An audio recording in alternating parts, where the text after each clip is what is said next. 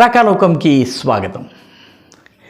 Israel పైన జరిగినటువంటి Hamas దాడి ఏదైతే ఉందో ఈ దాడిని గనక గమనిస్తే దీని నుంచి భారతదేశం ఏం పాఠాలు నేర్చుకోవచ్చు అన్నది మనకి అర్థమవుతుంది. మొట్టమొదటి విషయం, ఇజ్రాయెల్ పైన ఈసారి జరిగినటువంటి దాడిని చాలామంది యామ్ కిప్పూర్ వార్ తోటి పోలుస్తున్నారు. 1973లో నవంబర్ నెలలో వాళ్ళ యామ్ కిప్పూర్ అనేటటువంటి పండగ ఉన్న సమయంలో ప్రజలందరూ ఆదమరిచి ఉన్న సమయంలో ఇదే రకమైనటువంటి పద్ధతిలో ఈజిప్టు మరొక అరబ్ దేశము ఒకే సమయంలో సిరియా బహుశా ఈ రెండు దేశాలు దాడి చేశాయి. దీంతో ఇజ్రాయెల్ చాలా పెద్ద ఎత్తున నష్టపోయింది. నష్టపోయిన తరువాత వాళ్ళు సర్దుకుని ఎదురు దాడికి దిగి కొంత ఎక్కువ కాలం పోరాడినప్పటికీ మొత్తానికి అరబ్ దేశాలు రెండింటినీ ఓడించగలిగారు. సో చాలామంది ఈసారి కూడా పండగ వాతావరణం ఉండడము, అదేవిధంగా వారాంతం కావడము, ప్రజలందరూ కూడా సరదాల్లో మునిగి ఉన్నటువంటి సమయంలో దాడి జరిగింది కాబట్టి యామ్ కిప్పూర్ వారి యొక్క రిటర్న్ లాగా, అంటే 1973లో జరిగినటువంటి వారి యొక్క రిపీట్ 50 years తర్వాత 2023లో జరిగింది అని చెప్పంటున్నారు. కానీ వాస్తవానికి దీన్ని గనక అధ్యయనం చేసి చూసినట్లయితే మన దేశంలో జరిగినటువంటి 3 దాడులు సరిగ్గా దీని నుంచి వీళ్ళు పాలస్తీనా ఉగ్రవాదులు ప్రేరణ పొందారా అన్నట్టుగా అనిపిస్తుంది. ఎందుకంటే ఉగ్రవాదులు నిరంతరము ఇవాల్వ్ అవుతున్నారు, నిరంతరము కూడాను తమ యొక్క వ్యూహాలకు పదును పెడుతున్నారు, కొత్త వ్యూహాలను అనుసరిస్తున్నారు. ప్రపంచంలోని వివిధ ఉగ్రవాద సంస్థల యొక్క అనుభవాల నుంచి వీళ్ళు పాఠాలు నేర్చుకుంటున్నారు.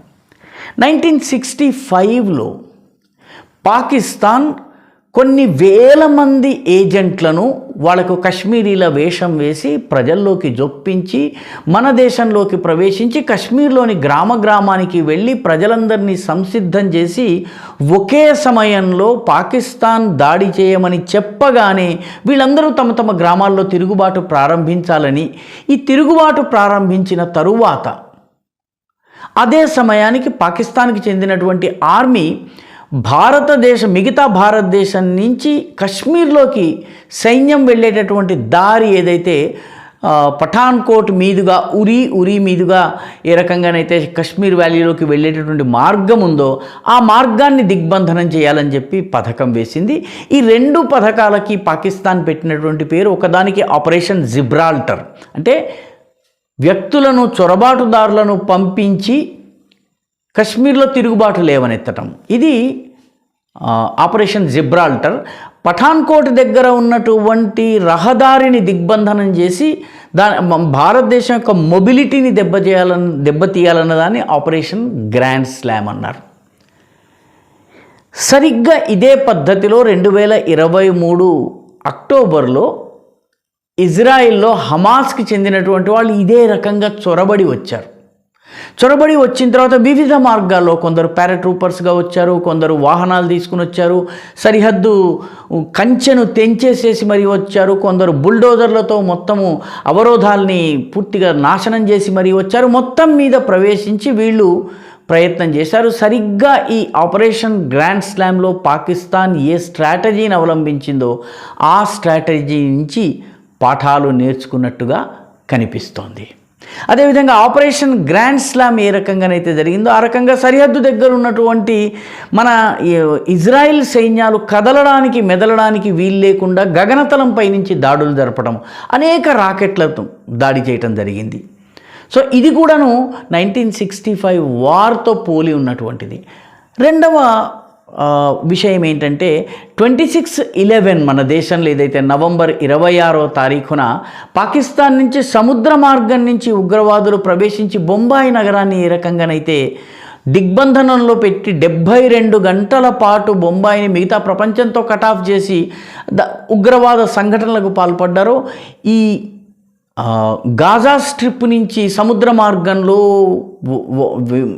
గగనతలం నుంచి నేల మీద నుంచి వచ్చినటువంటి ఉగ్రవాదులు ఎవరైతే ఉన్నారో ఇదే స్ట్రాటజీని 26/11 స్ట్రాటజీని అవలంబించారు. సెప్టెంబర్ 11 స్ట్రాటజీ కాదు, ఇది 26/11 స్ట్రాటజీ.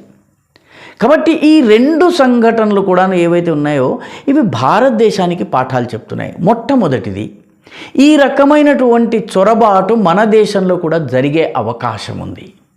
డ్రోన్ల ద్వారా కావచ్చును, చిన్న చిన్న వాహనాల ద్వారా కావచ్చును, ఆయుధాల చేరవేత జరిగే అవకాశం ఉంది. అదేవిధంగా చొరబాటు కూడా చాలా పెద్ద ఎత్తున జరిగేటటువంటి అవకాశం ఉంది. ఎందుకంటే సరిహద్దులో ఎన్ని కంచెలు ఉన్నప్పటికీ ఉగ్రవాది కనుక రావాలని నిర్ణయించుకున్నట్టయితే ఏదో రకంగా ప్రవేశించగలుగుతారు. కాబట్టి ఈ రకమైనటువంటి దాడి మన దేశంలో కూడా జరిగే అవకాశం ఉంది. ఆపరేషన్ గ్రాండ్ స్లామ్ ఏదైతే జరిగిందో దాని యొక్క మారు రూపం 2023లో అంటే ఈ సంవత్సరం మనం ఇజ్రాయెల్లో చూసామో అటువంటిది మన దేశంలో కూడా జరిగే అవకాశం ఉంది. ఒకటి. రెండవది, ఇజ్రాయెల్లో ఈ దాడి జరుగుతున్నటువంటి సమయంలోనే వెస్ట్ బ్యాంక్లో జెరూసలేంలో ఉన్నటువంటి అరబ్ పాపులేషన్ మసీదుల ద్వారా జెహాద్కి సిద్ధం కమ్మని కాఫిర్లను, యహూద్ అంటారు యూదులను అరబ్బు భాషలో. వాళ్ళ యొక్క ప్రథమ శత్రువు యహూద్, ద్వితీయ శత్రువు హనూద్. హనూద్ అంటే హిందువు. ఈ యహూద్ ఆర్ హనూద్ కాబట్టి అక్కడ యహూద్ మీద దాడి చేయడానికి సిద్ధం కండి అని మైకులలో, ప్రార్థనా స్థలాల మైకుల నుంచి అనౌన్స్మెంట్లు వచ్చినాయి. ఇది కాశ్మీర్ నుంచి ఈ స్ట్రాటజీని వాళ్ళు స్వీకరించారు.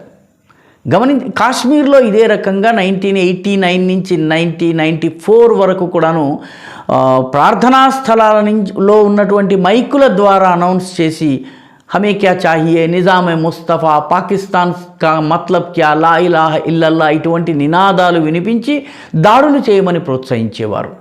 రలీవ్ గలీవ్ జలీవ్ అనేటటువంటి నినాదము ఏదైతే కశ్మీరీ హిందూ పండితుల మీద జరిగిందో అవి కూడా ప్రార్థనా స్థలాల నుంచి వచ్చినాయి. ఆ స్ట్రాటజీనే ఈరోజు ఇక్కడ ఇజ్రాయెల్లో కూడా అవలంబించారు. కాబట్టి గమనించవలసిన విషయం ఏంటంటే ఈ స్ట్రాటజీని మళ్ళీ కొద్దిగా పరిస్థితులు గనక విషమించినా వికటించినా మళ్ళీ అనుసరించే ప్రమాదం ఉంది. ఏ రకంగానైతే హమాస్ నుంచి ఉగ్రవాదులు వచ్చారో ఆ రకంగా పాకిస్తాన్ నుంచి ఈ దేశంలోకి ఉగ్రవాదులు చొరపడే అవకాశం ఉంది. ఇటీవలి కాలంలోనే మనము జమ్మూ ప్రాంతంలో, రజౌరీ ప్రాంతంలోనూ, అదేవిధంగా ఈ అటవీ ప్రాంతం కాండీ ఫారెస్ట్ రీజన్ కావచ్చును, అదేవిధంగా ఈ భదర్వా, కిష్ట్వాడ్ ప్రాంతంలో ఉన్నటువంటి ఫారెస్ట్ రీజన్లో ఉగ్రవాదులు చొరబడి నెలల తరబడి దొరకకుండా ఉండడము మనకు సైనికులకి చాలా భారీ నష్టం కలిగించడం జరిగింది. అది కూడా అటువంటి సంఘటనలు జరిగేటటువంటి అవకాశం ఉంది. కాబట్టి భారతదేశము అప్రమత్తంగా ఉండవలసినటువంటి అవసరం ఉంది. ఈ పోరాటం నుంచి పాఠాలు నేర్చుకోవాలి. మూడవ ముఖ్యమైన పాఠం ఏంటంటే కేవలము టెక్నాలజీ ఆధారంగా మాత్రమే శత్రువుని ఎదుర్కొంటామని గనక భావిస్తే అది పొరపాటు. ఇజ్రాయిల్ ఈ ఎదురు దెబ్బ తినడం వెనుక టెక్నాలజీ మీద అవసరానికి మించి ఆధారపడటం వల్ల మా దగ్గర ఐరన్ డోమ్ ఉంది, మా దగ్గర నైట్ విజన్ కెమెరాలు ఉన్నాయి, వీటి ద్వారా మేము కత్తి కాస్తామన్నటువంటి ఇజ్రాయెల్కి హ్యూమన్ ఇంటెలిజెన్స్ లభించలేదు. హమాస్ తన యొక్క రహస్యాన్ని చాలా జాగ్రత్తగా దాచుకుని 2 సంవత్సరాల నుంచి ప్రణాళిక వేసి ఈ దాడికి పాల్పడితే 2 సంవత్సరాలలో కనీసము సమాచారం ఇజ్రాయెల్ ఎందుకు తెలుసుకోలేకపోయింది. కాబట్టి ఈ రకమైనటువంటి సంఘటనలు మన దగ్గర కూడాను పూర్తి టెక్నాలజీ ఒక్కదాని మీదనే ఆధారపడి ఆధునిక యుగంలో యుద్ధం చేయటానికి వీలు లేదు.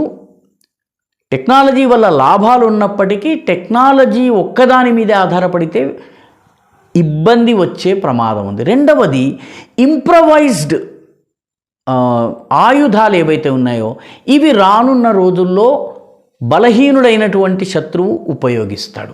అజర్బైజాన్లో చూడవచ్చును, అదేవిధంగా యుక్రెయిన్లో చూసాము.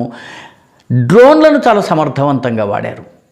ఇక్కడ హమాస్ కూడాను మిసైళ్లను ఫైర్ చేయలేదు. చాలామంది మిసైళ్ళు అంటున్నారు, వాస్తవానికి అవి రాకెట్స్. ఒక రాకెట్ని తయారు చేయడానికి ఒక $100 ఖర్చు అవుతుంది. కానీ దానిని అరికట్టేందుకు ఆ రాకెట్ ఒక గమనాన్ని గుర్తించి దానిని దాడి చేసి ధ్వంసం చేసేటటువంటి ఐరన్ డోమ్ వ్యవస్థ కోసము బిలియన్లు ఖర్చు చేయవలసి వస్తుంది.